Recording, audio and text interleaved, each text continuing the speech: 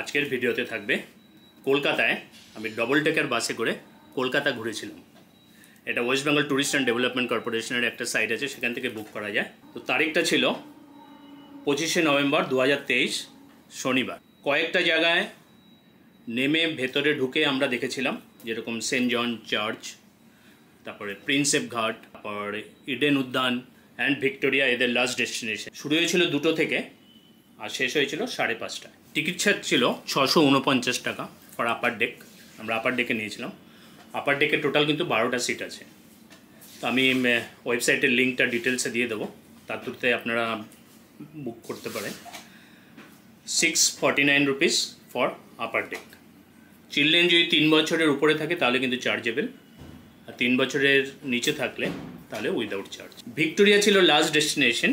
তো ভিক্টোরিয়াতে নামার আগেই বাসেই ওরা চা এবং বিস্কুট সার্ভ করেছিল। তো এটুকুই খাওয়ানোর প্রোগ্রাম, কিন্তু এটুকুই ছিল, আর কিছু ছিল না।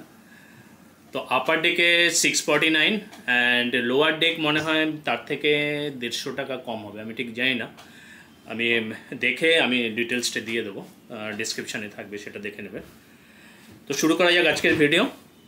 কলকাতা ট্যুরিস্ট বাসে করে আমরা জার্নি শুরু করেছিলাম কিন্তু ট্যুরিস্ট সেন্টার থেকে, যেটা বিবাদীবাগের ঠিক অপোজিটে ট্যুরিস্ট সেন্টার, ওখানেই বাসটা দাঁড়িয়ে থাকে। ওখান থেকে শুরু করেছিলাম এবং আমরা মানে নেমে গেছিলাম ভিক্টোরিয়াতে। কিন্তু ভিক্টোরিয়া থেকে আমাদের বাড়িতে যাওয়ার জন্য সুবিধাটা, ওই জায়গাটা বেশি সুবিধা ছিল, নাহলে আবার ওরা বিবাদীবাগে নিয়ে আসতো। তো আপনারা চাইলে বিবাদীবাগেও আসতে পারেন, কেন স্টার্ট এবং এন্ড কিন্তু সেম পজিশন, ট্যুরিস্ট সেন্টার। তো শুরু করা যাক আজকের ভিডিও, লেটস স্টার্ট। তো আমাদের জার্নি শুরু হয়ে গেল। জার্নি শুরু করলাম পাক্কা 2টোয়। ঠিক বাদিকের বিল্ডিংটা হচ্ছে পাওয়ার টুলস ভবন। আমরা কিন্তু ট্যুরিস্ট সেন্টার থেকে আমাদের জার্নি শুরু করেছিলাম। অনেকগুলো হেরিটেজ বিল্ডিংয়ের পাশ দিয়ে যাবে, যেরকম Raj Bhavan, grand hotel, great eastern hotel, park street, নানান রকম। ডান দিকে যে সামনের বিল্ডিংটা আছে সেটা হচ্ছে ইয়েস ব্যাংক বিল্ডিং।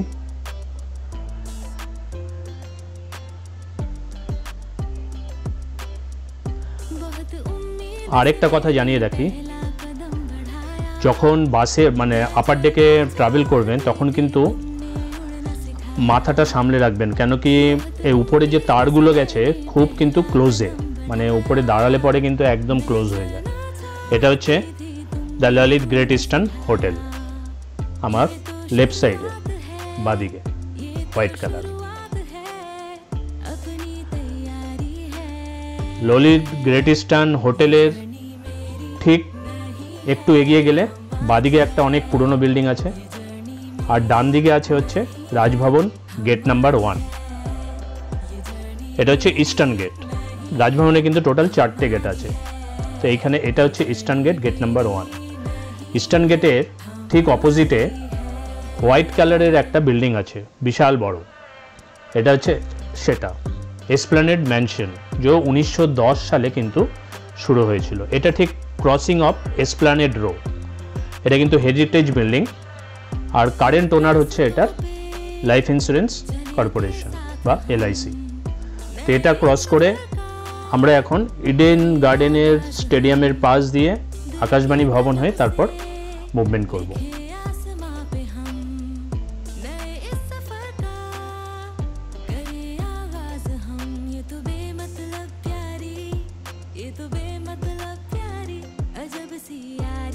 আমার সোজা হচ্ছে Eden garden stadium. Eden garden স্টেডিয়ামের পাশ দিয়ে আকাশবাণী ভবন হয়ে আমরা চলে যাব সোজা। ঠিক এর অপোজিটেই কিন্তু রাজভবনের গেট নাম্বার 2টা আছে। এটা হচ্ছে আকাশবাণী ভবন। ডবল ডেকার বাসের আপার ডেকে চড়ে কিন্তু সিনারিটা খুব ভাল লাগবে। এটা হচ্ছে হাইকোর্ট। এক সময় যখন কলকাতা রাজধানী ছিল ইন্ডিয়ার, মানে তখন ছিল কিন্তু এটা সুপ্রিম কোর্ট। এখন এটা হাইকোর্ট। এখন সুপ্রিম কোর্ট দিল্লিতে ট্রান্সফার হয়ে গেছে, যেহেতু ক্যাপিটাল দিল্লিতে। এটা হচ্ছে রাজভবন গেট নাম্বার 3। এটা হচ্ছে রাজভবন গেট নাম্বার 3। এই রোডে কিন্তু অনেক পুরনো বিল্ডিং দেখা যায়। আমরা চলে যাচ্ছি সোজা, যেতে যেতে ডান দিকে আসলো রাজভবন গেট নাম্বার 4। এটা ক্রস করার পর এগিয়ে গেলে আমরা পৌঁছে গেছি সেন্ট জন চার্চ। রাজভবনে গেট নাম্বার 4 এর পরে কিন্তু জিপিও, আরবিআই, রিজার্ভ ব্যাঙ্ক এবং রাইটার্স বিল্ডিং আছে, সেটা আমরা ঘুরে আসবো পরে। তো এটা হচ্ছে সেন্ট জন চার্চ। তো দেখে নেওয়া যাক সেন্ট জন চার্চের ডিটেলস জানকারি।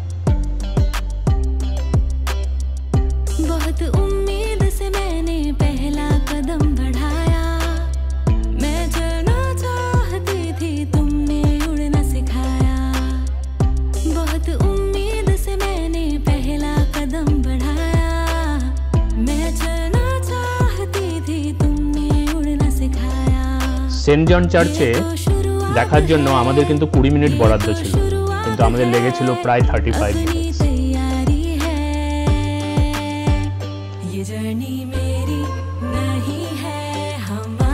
এইগুলো রিড করে নেবেন। এটা হচ্ছে চার্চের ভেতরটা, শান্ত পরিবেশ, নানান রকম জিনিস দিয়ে সাজানো, অনেক মোমেন্টও আছে। নোটিশ বোর্ডগুলো পজ করে নোটিশগুলো রিড করে নেবেন।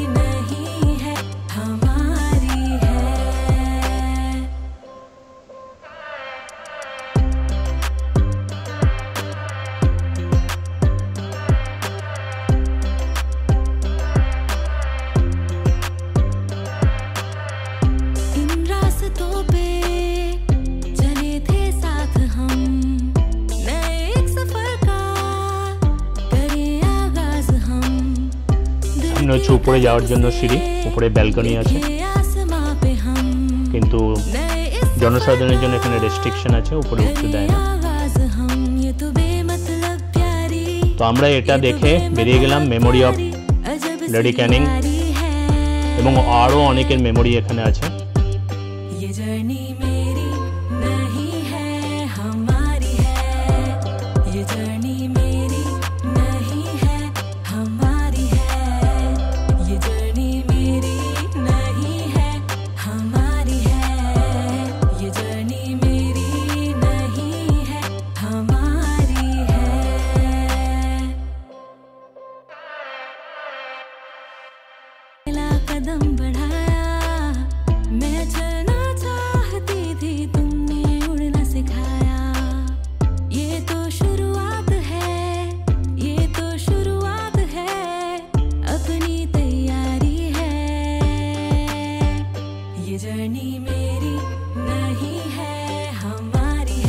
আমরা সেন্ট জর্জ চার্চ দেখে বেরিয়ে গেলাম। লেফট সাইডে হোয়াইট কালারের হচ্ছে Kolkata GPO, general post office. তার ঠিক পরেই আছে আরবিআই অফিস, লেফট সাইডে রেড কালারের রিজার্ভ ব্যাঙ্ক অফ ইন্ডিয়া।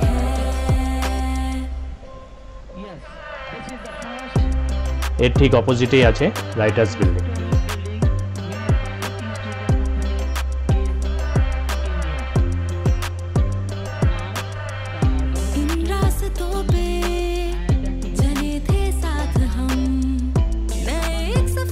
সময় এখানে কত ব্যস্ততা ছিল, কত হালচাল ছিল, কিন্তু এখন এই এরিয়াটা একদম চুপচাপ।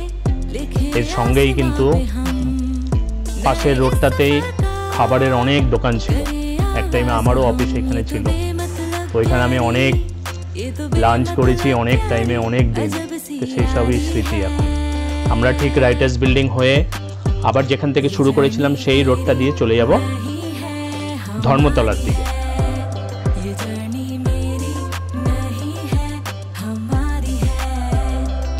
এটা হচ্ছে চৌরঙ্গি হোটেল। চৌরঙ্গি হোটেলের পরেই আছে কিন্তু মেট্রো, ফেমাস মেট্রো। এখন আর মেট্রো সিনেমা হল নেই। এইটা কিন্তু অনেক একটা পুরনো বিল্ডিং, নামটা ঠিক বলতে পারলাম না, আপনাদের জানা থাকলে কমেন্ট করে বলবেন। এই হচ্ছে মেট্রো। মেট্রোর পরেই আছে এটা হচ্ছে এলআইসি বিল্ডিং।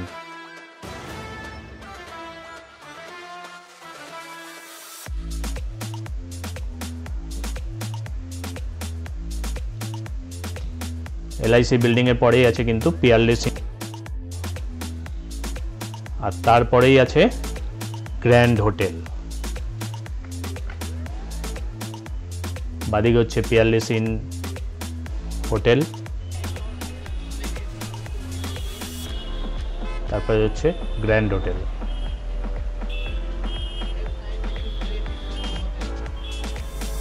এইটা।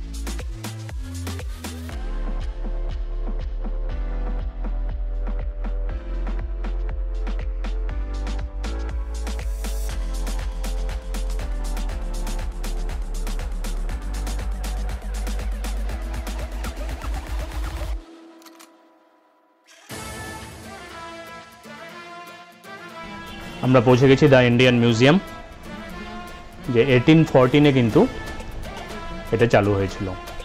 ইন্ডিয়ান মিউজিয়াম, ভারতীয় জাদুঘর। তারপরেই আছে the park heritage, park street এরিয়ায়। এটা কিন্তু পার্ক হেরিটেজ, যে লেফট সাইডে বিল্ডিংটা যাচ্ছে, এটা হচ্ছে পার্ক স্ট্রিটের গলি, ফেমাস পার্ক স্ট্রিট।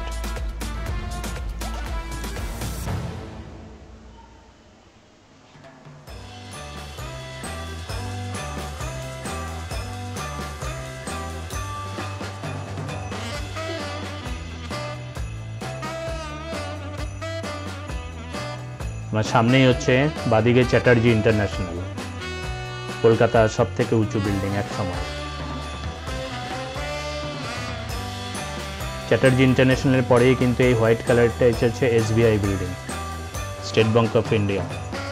তারপরে এটা হচ্ছে টাটা সেন্টার, যেটা চলে যাচ্ছে অফ হোয়াইট কালারের। আমরা পৌঁছে গেছি বিড়লা প্ল্যানেটেরিয়াম, এটা হচ্ছে বিড়লা প্ল্যানেটেরিয়াম।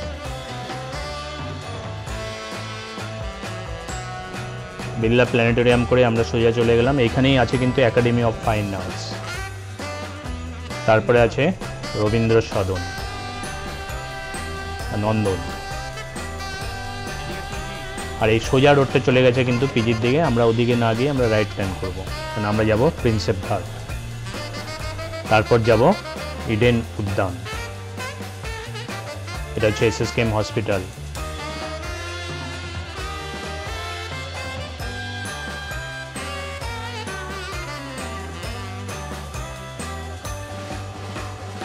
ডবল টেকার বাসের উপরে উঠে, মানে উপরে দাঁড়িয়ে কিন্তু এই সিনারিগুলো হেভি লাগছিল। তবে সবসময় মাথাটার দিকে খেয়াল রাখবেন, কেন কি অনেক তার আছে কিন্তু একদম ক্লোজ, তো মাথা খেয়াল করে কিন্তু চলতে হবে। আর যদি কোনো ক্যামেরার অ্যাক্সেসরিজ থাকে তাহলে সেটাও সামলে চলবে না। আমরা এবার যাচ্ছি হচ্ছে প্রিন্সেপ ঘাট।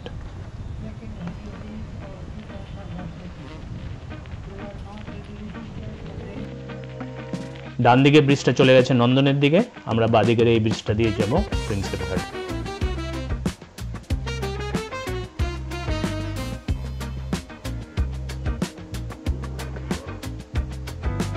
যেতে যেতে বাদিক এবং ডান দিকে কিন্তু দুদিকেই নানান রকম পুরনো বিল্ডিং, অনেক অফিস, গভর্নমেন্ট অফিস এবং নানান রকম গার্ডেন দেখতে পাওয়া যায়। এগুলোও কিন্তু দেখে নেবেন। অনেক পুরনো গাছও আছে কিন্তু এইসব এরিয়া। যারা গাছ ভালোবাসেন তারাও কিন্তু দাঁড়িয়ে এই গাছগুলো পরিদর্শন করে নিতে পারেন। এটা হচ্ছে ডবল টেকার বাসের নিচেরটা। এখানে একটা গার্বেজ ডাব্বা আছে। আর এখানে কিন্তু টোটাল লেফট সাইডে 11টা সিট আছে এবং রাইট সাইডে 6টা সিট আছে, মানে টোটাল 70। কিন্তু উপরে ছিল টোটাল 12টা। অনেক লেগ স্পেসও আছে। অনেকে বাইরে থেকে এসেও এটা ট্রাভেল করেন, যার জন্য লেগ স্পেসটা অনেকটা দেওয়া আছে, কারণ লাগেজ থাকলে কিন্তু কোনো অসুবিধা হবে না। আমরা পৌঁছে গেছি প্রিন্সেপ ঘাট, আর ওখানে দেখা যাচ্ছে দ্বিতীয় হুগলি সেতু। এখানেও কিন্তু অনেক পুরনো গাছ দেখতে পাওয়া যায়। এটা হচ্ছে প্রিন্সেপ ঘাট এরিয়া।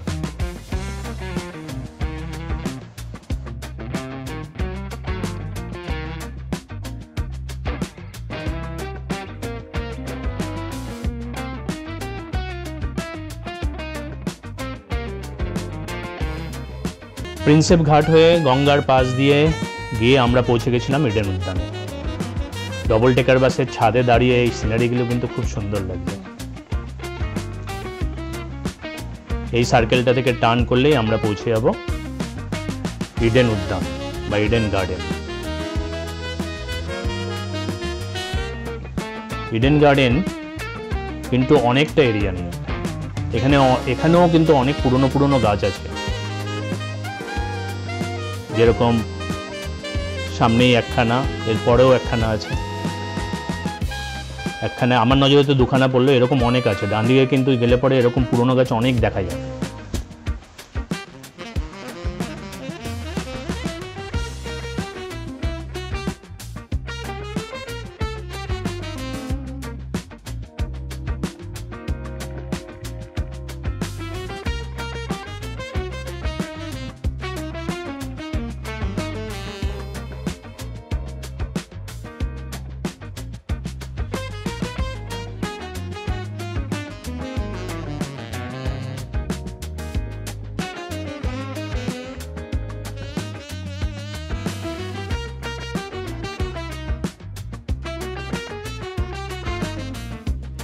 এখন বাজে হচ্ছে 4:45। তো আমরা আবার ইডেন উদ্যান দেখে ইডেন গার্ডেন স্টেডিয়ামের পাশ দিয়ে পৌঁছে যাবো কিন্তু ভিক্টোরিয়া রেড রোড হয়ে। এটা হচ্ছে ইডেন গার্ডেন স্টেডিয়াম।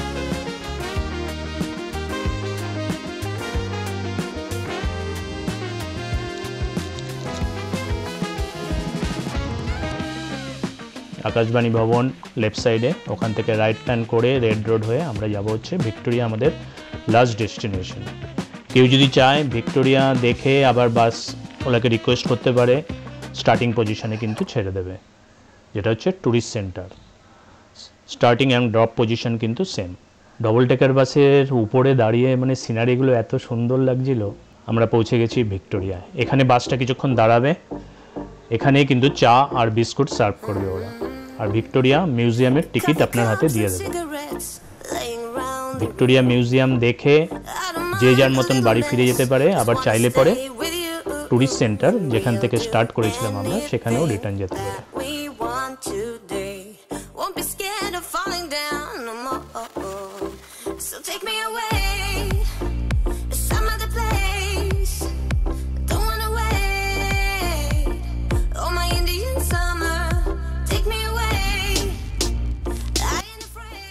আরেকটা কথা জানিয়ে রাখি, ভিক্টোরিয়া দিয়ে যখন গেটে চেক করে ঢুকবেন তখন কিন্তু ক্যামেরা অ্যালাউ করছে না।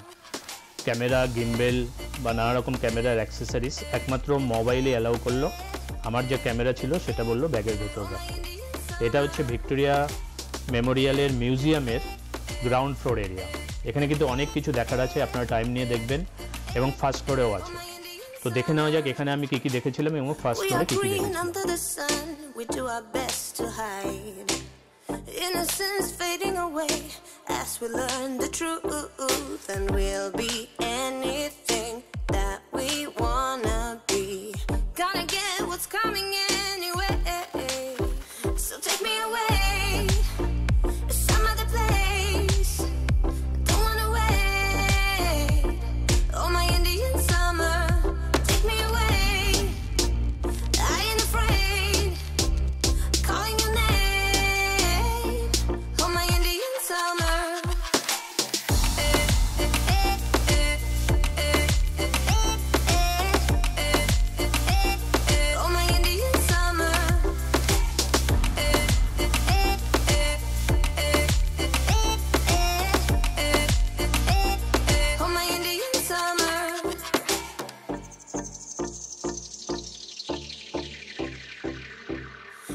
Cross the borderline into our dream. Nothing will ever be as real as this. The flames won't burn our skin. We're thick as thieves, and we know what we do. We live on like an echo. Oh, so take me away to some other place. Don't wanna wait. Oh my Indian summer, take me away.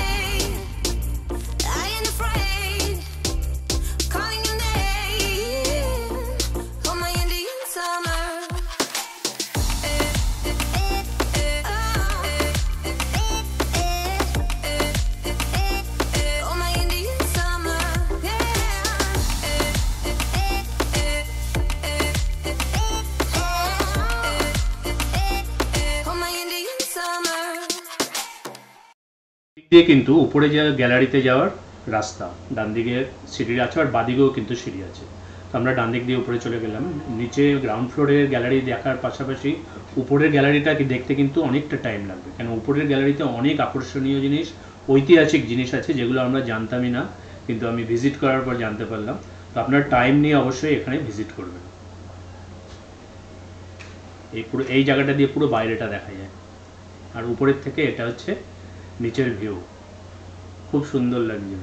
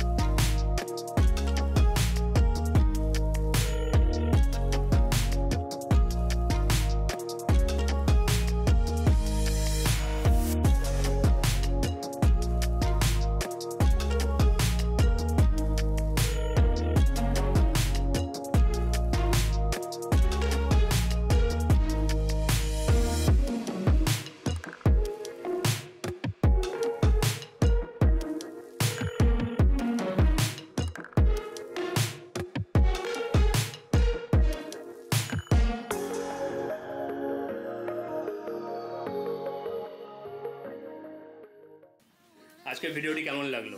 ভিডিওটি যদি ভালো লাগে like, subscribe, share করবেন, bell icon press করে দেবেন আর comment করতে ভুলবেন না। দেখা হবে নেক্সট ভিডিওতে, এরকমই একটু অন্যরকম ভিডিও নিয়ে চেষ্টা করব আপনাদের সামনে তুলে ধরতে। আজকের মতো এখানেই।